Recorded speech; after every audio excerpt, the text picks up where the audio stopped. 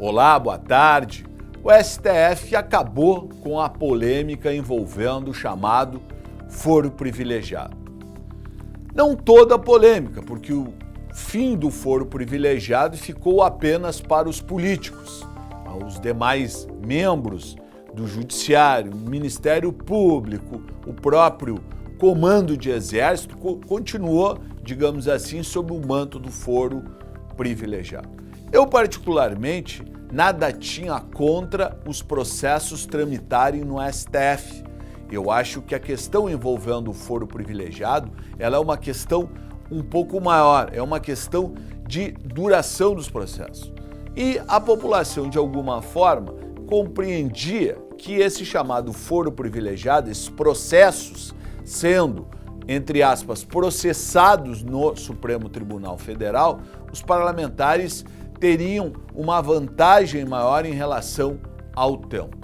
Eu vou me dar o direito de discordar. Acho que o tempo não muda, talvez até piore, por uma razão muito óbvia. Os juízes de primeira instância, eles estão sobrecarregados de processo e a duração dos processos no primeiro e no segundo grau, em média, são muito maiores que o trâmite dos processos no Supremo Tribunal Federal.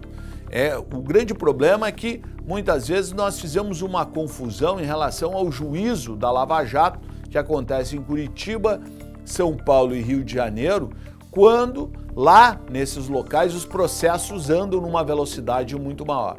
Mas eles andam numa velocidade muito maior porque lá eles só julgam os processos da Lava Jato. Existe todo um aparato jurídico para esse tipo de processo. Esses processos dos políticos, aqueles que não caírem na Lava Jato, cairão nas instâncias comuns do nosso judiciário, seja no judiciário estadual ou no judiciário federal, dependendo do crime que está sendo imputado a esse deputado e, sem sombra de dúvida, esses processos acabarão também demorando e muito para nós termos um final. O que nós precisamos modificar, sem sombra de dúvida, é essa questão do tempo. E na questão do tempo nós temos não só o problema dos recursos, como os juízes dizem, mas nós temos sim o problema das férias de 60 dias que os magistrados têm direito, a falta de magistrados que impede uma celeridade maior nos processos, a falta de servidores nessas comarcas de primeiro grau e muitas vezes nos próprios tribunais, que fazem com que os processos, sem sombra de dúvida, demorem um pouco.